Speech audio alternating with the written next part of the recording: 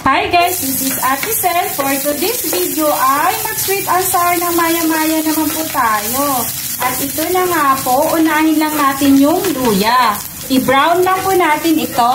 Bawang, sibuyas, tomato sauce, pineapple tidbits, pero yung juice muna guys, unahin natin.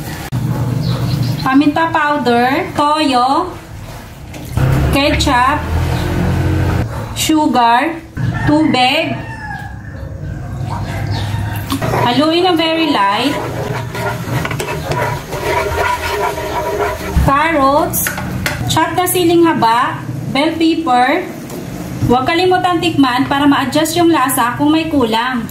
Sarap na po siya guys. Pineapple tidbits, tinunaw na cornstarch, isda, na sibuyas.